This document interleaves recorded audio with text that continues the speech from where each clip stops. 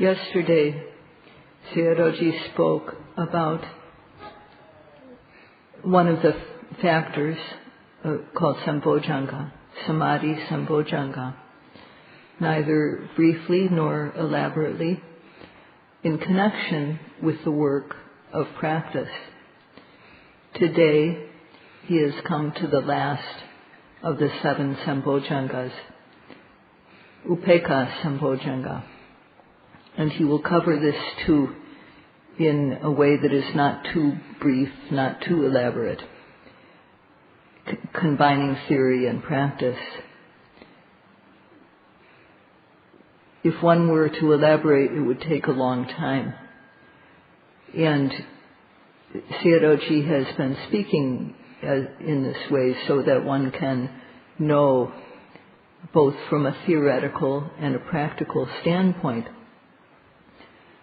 what these factors are, so that one will recognize them.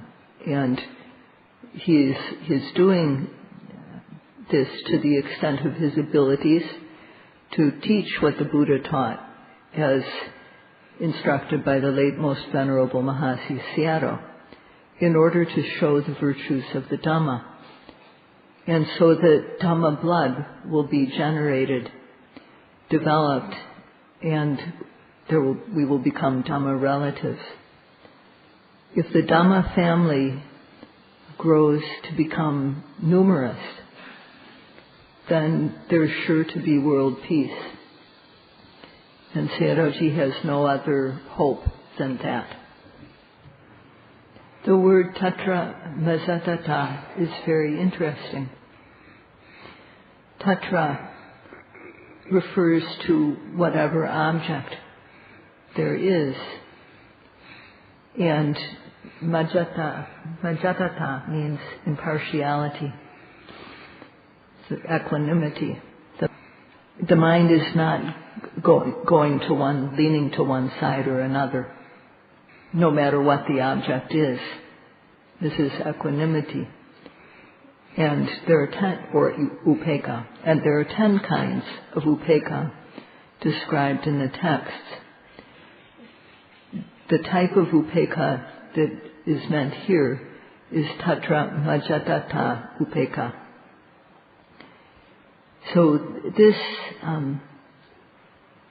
the mind and matter that really exist, which are related as cause and effect, are always occurring at the 6 sense doors: the eyes, ears, nose, tongue, tongue, body, mind.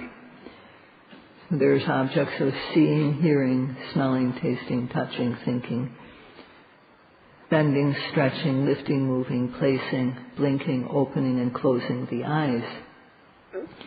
Even when we are asleep, mind and matter are continuing.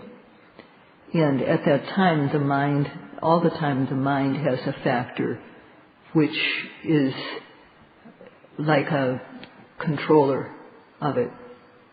So even though one is asleep, the mind has this control, keeping the mind together.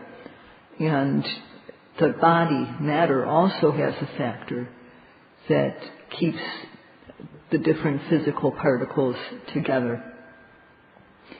So there's no stop to this, there's no let up, there's no rest in the continuity of mind and matter.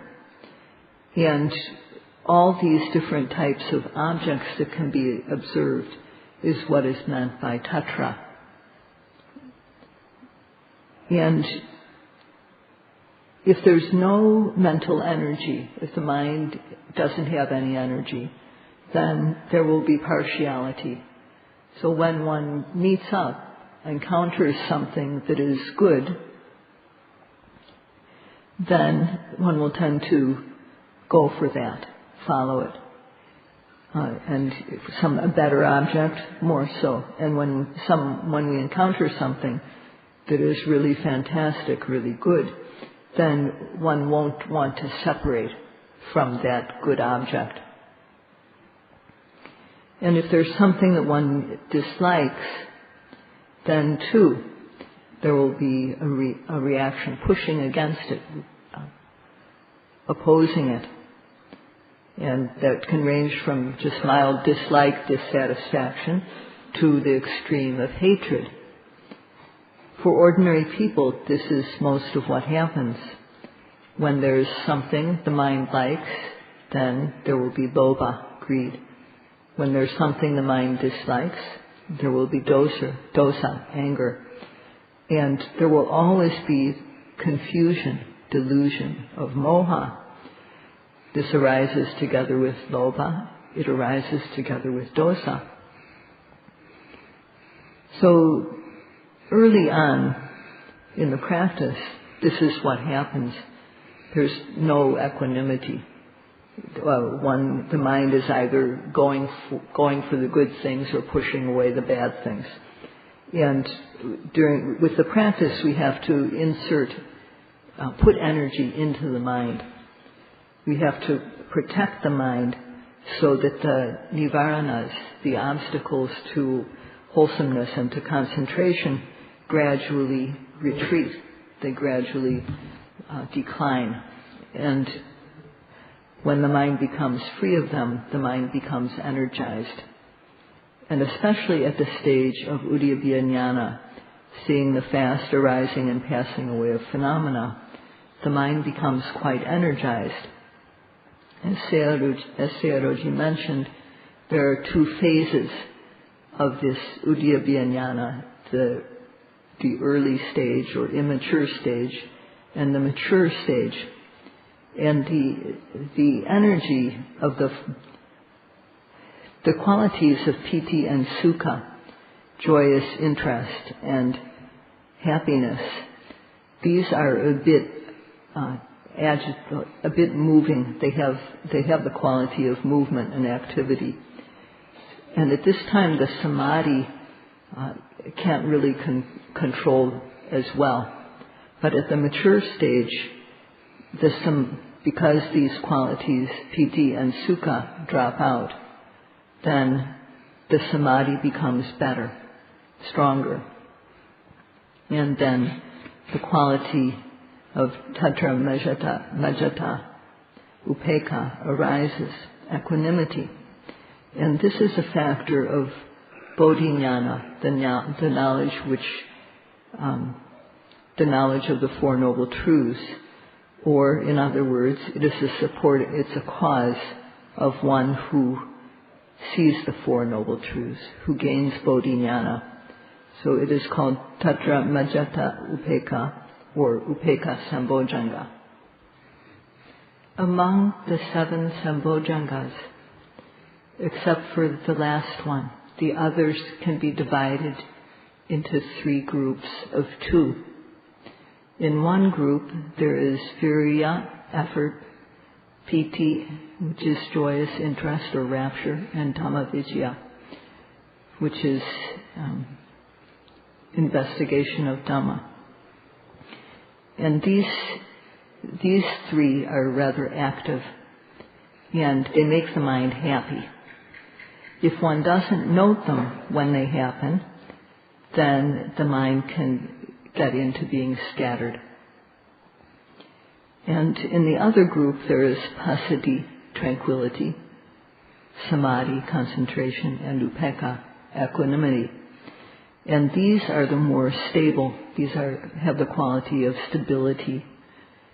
And if also one doesn't observe these when they happen, then the mind tends to slide back a bit. So one has to balance these. And when one's experience is good, but the mind starts to slide back, then one has to boost the energizing factors.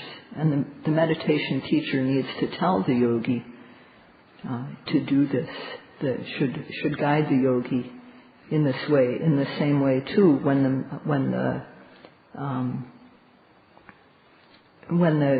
the mind gets into being scattered, the teacher also has to do the same. So it's important to speak about how virya arises, how piti arises, how dhamma-vicaya arises. And it's also important to say how passaddhi comes about, how samadhi comes about, how upekkha comes about. And this is what is called in Pali Bojjhanga Anupawuttanantaya. That means that the factors of bodhijnana, of bodhijnana, the causes for bodhijnana, they need to be balanced appropriately. And the guidance of the meditation teacher is very important at this point. Yes, at this stage in the practice. So there are these two groups, the energetic bojjhangas and the peaceful bojjhangas. And when they're out of balance, an example of what this is like is in the old days when people would go on a trip, they would harness up 2 horses to the carriage and then go along with the horses pulling. And if one horse is stronger, the horse will pull in his or her direction, and then the driver has to work to restrain the horse so that the carriage goes in a straight line along the road. But at this stage in the practice, that it's like driving a carriage where the 2 horses are evenly matched. One just can drive comfortably. And this stage is very, very important. An example of it, a modern example, is when we have a good car. We're driving a good car on a good road, and there's nothing in the way. There's nothing to worry about. So we can just drive along, just cruise along very comfortably. So again, it is the part of the practice where one is driving a carriage that is being pulled by a team of well-matched horses. And this is called tatra majatupekkha. This whatever object arises, viewing it with impartiality. If one reaches this stage, a yogi can experience the overcoming of chronic diseases that he or she has had to begin with. In the time of the Buddha, both the Venerable Mahakassapa, Mahamoggallana, the Buddha himself, they happened to breathe air that had pollen from a poisonous tree, and this made them very sick. They had a fever. And when the Venerable Mahakassapa was sick with this, the Buddha at that time went to Venerable Mahakassapa and asked him about his condition. And the Venerable Mahakassapa replied, "I'm not any better." But as he was an arahant, he had no mental suffering. Arahants can bear a lot. They don't add mental suffering to physical suffering. So at that time, the Buddha preached about the Dhamma of the Bojjhangas. And the Venerable Mahakassapa listened to this. And when he heard it, the thought occurred to him, these Dhammas, these Bojjhangas occurred to me. They occurred in me after I became a monk. On the day that I became fully enlightened, these Dhammas arose in me. And then the thought that occurred to him was, the Buddha's teaching is truly one of liberation. So, as when one remembers their success, the mind becomes energized. So too with the Venerable Mahakassapa. He remembered his enlightenment like this, and his disease went away completely. Initially, he was sick because of breathing in the pollen from a poisonous tree that was blossoming. in America there's pollen. They call it pollen. And when in areas where there's a lot of pollen, then it makes it hard to breathe, and it can make one feel quite sick. So this is similar to the disease that the Venerable Mahakassapa was experiencing. So he listened to the Dhamma of the Bojjhangas that the Buddha preached, and he remembered, these occurred in me. And at that, piti, joyous interest, rapture, arose, and his disease disappeared. So it has this power. One who practices according to the method of practice, and one comes to know the virtue of the Dhamma, which elevates and bears the practitioner. Such a person listens respectfully to the Dhamma. And while listening to the Dhamma, one compares what is heard with one's own experience. And if it matches, then one feels joy. This happens. The teaching of the Buddha, which is to make our physical, verbal, and mental behavior clean, is really a path to liberation. So one will come to decide this for oneself, not because of thinking about it, not because of reflecting on it or reading books or hearing about it, but one will decide this because it is what one has experienced. Because of practicing as instructed, one realizes the virtue of the Dhamma, and then one feels happy. This happiness one feels one moment after another. And because of this mind, rupa, or matter, becomes very clean. And especially the blood. It is said, lohitam pasidi. The blood circulates well throughout the body. And the blood is also generated by the Dhamma, new blood. And so the blood becomes very clean. And therefore, upada rupang visuddham hoti ahosi.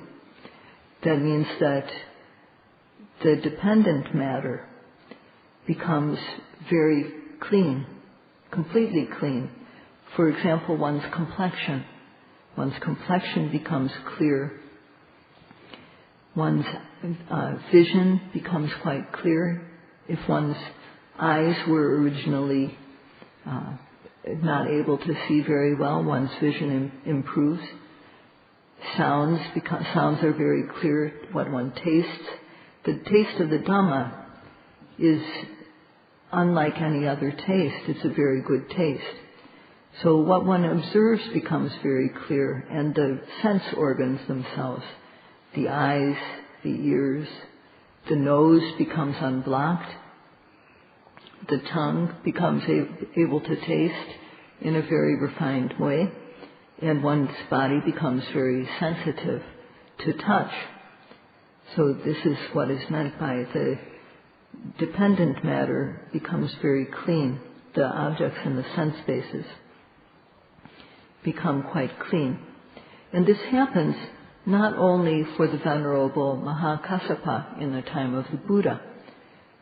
Even now this is happening for yogis who practice respectfully. Because the momentum is good of this, because of the influence of this mind, also what happens in the case of as it says in the text, that just the way a drop of water slides off the leaf of a water lily, so too the disease that the Mahakassapa had been suffering from, it didn't progress, but it just left his body, just in the same way. It didn't stick. this disease, the body initially was ill due to the scent from the poisonous tree, or in modern terms, due to the pollen that had been inhaled. But because of the joy, the disease left his body. And this Dhamma, when one practices, and greed, hatred, and delusion are removed to some extent, to whatever extent they are, the mind that arises causes the blood to become clean.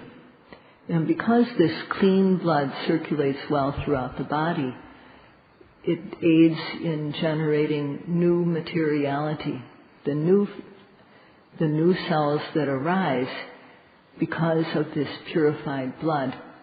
With the help of this purified blood, are very, very good. And that is how the disease is overcome. It's quite amazing. At the present day, there are many people who have disease, and Sayadaw too had a disease that he overcame by doing meditation. And another case is a woman who practiced, and she had a stomach disease, and she practiced, and when she reached the stage when Vedanas arise strongly, they were quite extreme, and she was unable to eat anything at all, so she couldn't take any medicine. And for 20 days like this, she suffered from the disease, and then she went home to practice. And Sayadaw instructed her to get some satumadu and take it every 2 hours, and to practice as instructed. And she did this, and as she was practicing as instructed, the Vedana painful feelings arose and became painful feelings associated with her disease became very strong. And as she continued to observe, there was no abdomen, there was no stomach, there was no rising, no falling, there was just movement and pain. And because there was no form appearing in her mind, there was no sense of I or mine. There was just pain and knowing the pain. And as she continued to know like this, joy arose as she continued. So it became a joyful pain to observe in this way. And continuing to practice, sweat poured out of her body and soaked her clothes completely. And at that point, the stomach disease was overcome. There is also a case of a woman who had a disease of blood pressure. And she too, when she observed her symptoms, the difficult, uncomfortable feelings energetically, without giving up, she was able to get the upper hand on this, to continue noting until overcoming the conceptual level of form. And her concentration became strong enough so that she was able to overcome the disease. So when there are uncomfortable feelings in this way, don't give up. One should observe them. Continue to observe. If it comes to the point where one can't bear it, then one has to back off a bit and observe it in a more relaxed way. And if then again, as the feelings increase, one has to observe them until they become unbearable. And then if it gets to be too much, you reduce your energy. But in doing this 3 or 4 times like this, if one still hasn't been able to gain the upper hand on the difficult feeling, then one can just ignore it, just let go of it, and go back to another object like the rising and the falling. And that gives one the chance to develop more concentration and work with the pain again when it arises. So if the yogi works in this way, they will be able to overcome the discomfort. Before one reaches this stage, the yogis, sometimes the noting goes well and sometimes the noting is bad. And when one meets up with something bad, then there's apagamana. One becomes dissatisfied with it. This is dosa. Anger, basically. And when one meets up with something good, one goes along with it. One sticks to it. This is upagamana. Or in another way of saying it is that the mind becomes partial. When there's something one likes, there's following that, which is anurodha. And that's basically greed. Or with something that one dislikes, then there's opposition, virodha, which is basically dosa, anger. But at this stage, when the factors of samadhi and upekkha are strong, then this doesn't happen. When one meets up with an object, when one encounters an object that is unpleasant, disgusting, dislikable, there's no opposition to it, and one doesn't push it away. And one encounters an object that is what one considers favorable, likable. There's also no reaction of moving towards it. The mind falls in the middle. The mind is equanimous in the face of all these objects. And if one continues in the practice, this is what one experiences most of the time. When one overcomes the uncomfortable feelings in one's body and equanimity arises, then the yogi can continue with their practice very comfortably, like the person who is driving a carriage with a team of well-matched horses, or like the person who is driving a good car on a good road with nothing in their way. So at this stage, just keep going, because you are sure to realize special Dhamma. At this stage, instead of Vedana Pacaya Tanha, there is Vedana Pacaya Panya. Before this stage, due to feelings, good, bad, or neutral, there is craving. When there's discomfort, one wants something comfortable. When there's something that is pleasant, one wants more. And at this stage, though, what there is santi, peaceful feeling. The mind is not following the likes or pushing away the dislikes. This, too, is something that one can't hold on to. One also shouldn't be attached to this neutrality. When the mind reaches the point where it says, whatever comes, I'll just note it. Whatever it is, I'll note it. Then just keep on going, because at this stage, within a few days, one is sure to experience special Dhamma. These Dhammas of the Bojjhangas, when do they start to come into the yogi's mind? Some meditation teachers say these are present from the start of the practice. How can they possibly be present at the start, before Citta Visuddhi, purity of mind, has occurred?